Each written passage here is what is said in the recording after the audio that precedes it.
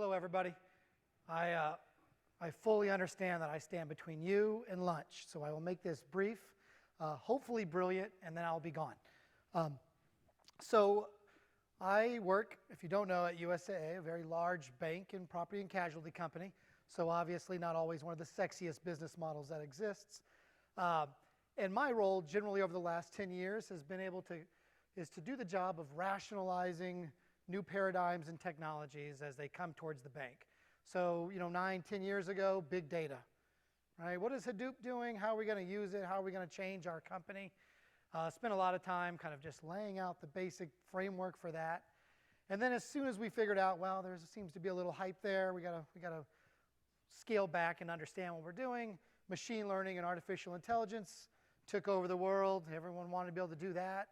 And so your answers or your questions started becoming things like, hey, Mike, we need AI. And then you would ask why, and they'd say, well, because everyone else has it, so we need it. And then over the last 2 years, we're at a bank. It's a little slower, 2 to 3 years. Everything has become about we need to be in the cloud. We need to be in the cloud. And so I spend a lot of time balancing, understanding, and trying to explain to the business, how do we do that? Like, what are the impacts? What are the scenarios? And a lot of times, I basically have this guy's job. This is Mendeleev, kind of the creator of the periodic tables. And he did a lot of great work. He was the life of the party in the chemistry world, as you can tell by this picture. And that's kind of where I live today. I'm spending time categorizing, cloud's a really big word. What does it actually mean? Is it IaaS? Is it PaaS? Is it SaaS? How does it all go together? So I spend a lot of time in that world. And what I have found, whether it's in our bank, our property and casualty company, dealing with my peers in retail, transportation, we all have the exact same need, right? We want to do distinctly different things with it or find competitive advantages. But, you've heard it over the last 2 days. We all need the same things. We want an application development environment. We need data. We need security. All the same concepts, right? It's hard for us to kind of look at that and go, well, we don't want to do the same things, but ultimately we do. And when it comes to the cloud, I got a business requirement, I got a need, and these are all my options, right? It's like kind of being in Europe with a US plug. I don't know what I need, how I'm going to make it work. I don't even know if I can fit it in there, if it's going to blow up my system. This is where we are today. And I would tell you, when you think about this goes both sides. As a consumer, I don't know how to really lay out. What does it mean if I choose, squeaky. What does it mean if I choose S3 as my kind of storage component and I want to use EC2 as a compute or Kubernetes? What happens if I go with Azure's environment? And vice versa. It's very difficult for the vendors to come in and tell me how to use their products, how to evaluate them, how do I compare them to cloud native or on-premise solutions. So big problem. All right. And let me just set up right now. I actually don't have any of the answers. I just have a clarity of the question. I know that's not exciting, but remember, I work for a bank. So, all right. So obviously, number one challenge, we all kind of share those same challenges. We need to figure out where to build the data lake, right? Where to do the compute, run the analytics, build the applications, run the DevOps scenarios. And when we look, it drives me crazy. I know it's not sexy to talk about conformity, but why is it the way I interface with something in Google when it comes to a storage component, although it's doing the same thing, works drastically different even from an API perspective with those components, that's counterparts in an AWS. Why does that exist? I think we all kind of know the answer. It's to create market lock-in, right? AWS, Azure, Google, they don't want to share API constructs. Why? Because then you have portability. The other thing is, I think in the last, 5 years, we made this observation that used to be systems were built for the enterprise, for the large companies. CRM systems, ERPs, financials, data warehouses, everything was built to make the people with the big checkbooks really happy. I think the cloud scenario has kind of switched that, and a lot of products are being built for the smaller, to mid-sized markets where the startup is not worth the money. They come in, they use whatever is available to them, they go to town. I think, honestly, when you look at the power of the enterprises, we all have the common starting point. All right, and then lastly, I think generally it comes to bear in the products that are being offered, whether they're by people building stuff in the cloud or the cloud providers directly. I think we all actually have the same stack issues. We all still need to build the same things. The paradigm hasn't necessarily completely shifted. Relational databases, still relevant. Application development environments, still relevant. And so, to that point, I'm really going to try to avoid that squeaky spot. I'm going to go back to Mendeleev in the periodic table, right? Keeping it very simple, what if we started, and if I had a clicker, this would be a little more awesome in my fog machine.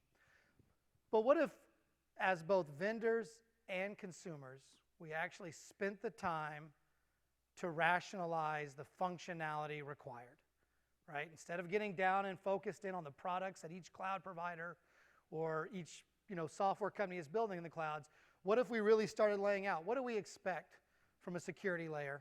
Right? We probably know most of these things. What do we expect from our infrastructure layer? What do we expect from our firewalls? Right? Just like the periodic table defines the characteristics, lays it together, we could start to do some of this for cloud solutions. And what does it provide us? Well, let's be honest.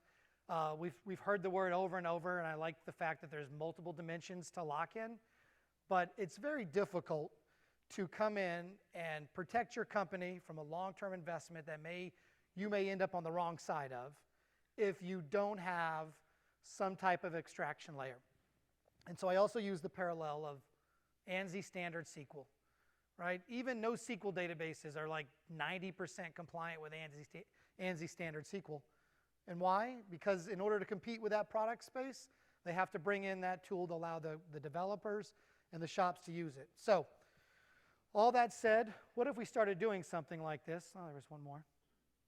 And we started, I don't know if it's a foundation, a consortium, a work group, something that starts to say these are the requirements of these types of layers that need to exist, and we have an expectation that there is common interfaces across all of them. I know what everyone's thinking because I've had conversations with every one of those logos on the bottom, and they laugh me out of the room.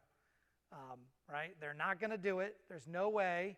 They revert back to the idea that, oh, well, we started with open source. That's pretty good. We publish our APIs. Other people could use them. But if we started turning this around, that as practitioners, we start saying these are the minimal set of APIs to interface with a data layer that we expect. Here's how an insert's going to work. Here's how an update needs to work. Right? If you choose to build proprietary constructs, great, we may use them. The example in the ANSI SQL concept is Oracle hints, right? If anyone's still running Oracle databases, it's not ANSI standard to run an Oracle hint, but who hasn't run an Oracle hint? Right? You got to find some way to tell that optimizer you have the right answer.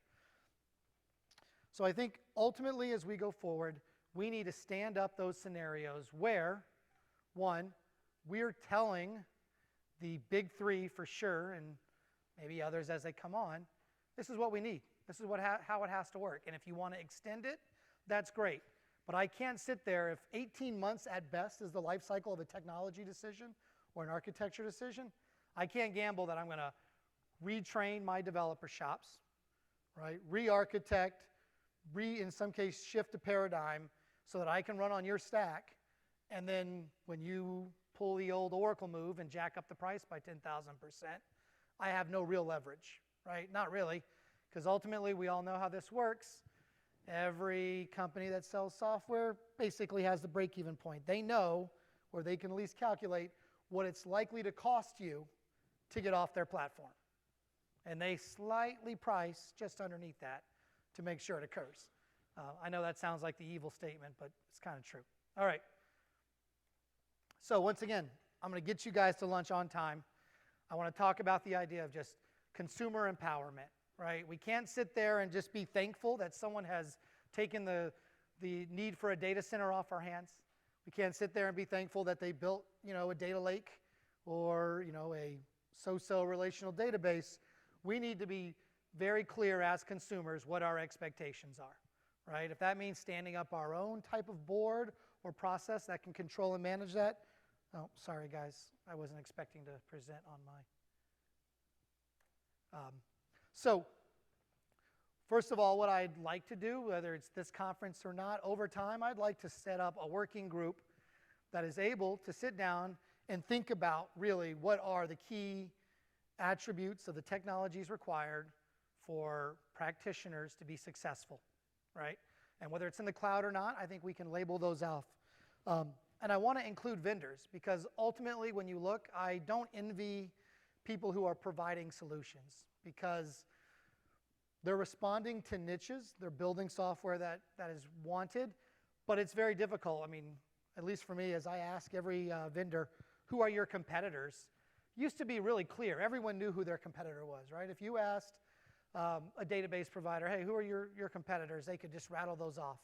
Today in this world, when you ask, somebody, hey, okay, so you're offering me this wonderful network configuration tool.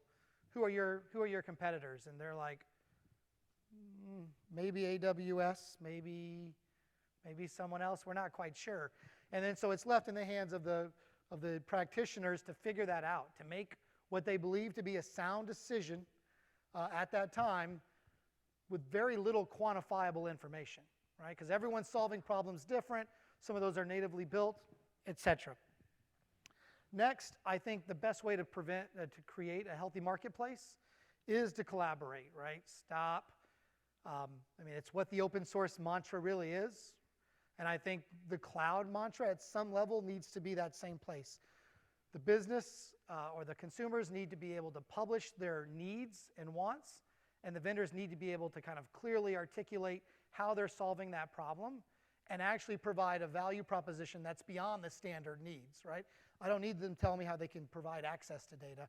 I need them to kind of give me what the value prop beyond is. The next one, it's not, obviously none of these are super sexy, but this one's definitely not.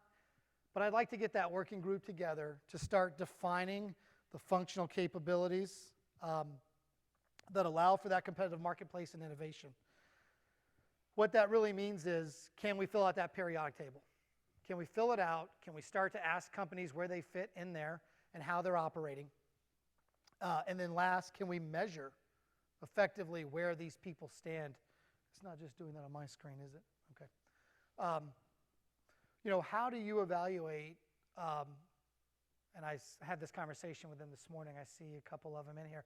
How do you evaluate, something like a AWS native cloud database, OLTP database, against a cockroach, right? How do you compare, whatever, I guess maybe, big table, big query together somehow in Google? How do you compare those? I think we need to provide some kind of framework that allows us to measure and understand what people are delivering, and long-term, even starting to kind of, maybe long-term, I like to live out in the future, could the community provide some kind of watermark, some seal of approval that somebody's opening or working on an open standard that they've delivered to those core capabilities and they've extended in the right spots, right? I don't know if that resonates, but I wanted to kind of throw that out here. Like I said, I won't spend too much time. I know you're all ready to eat, and I have to hope to God my plane's going to take off from LaGuardia sometime today. But with that, I think that's all I have. And I have time, just real quick. I think I actually got us back on schedule. You're welcome, organizers. Any quick questions, any comments? Just a show of hands, did this make any sense at all? A little bit? Yeah, all right. And maybe you're just hungry. All right, thank you for your time, and enjoy your lunch.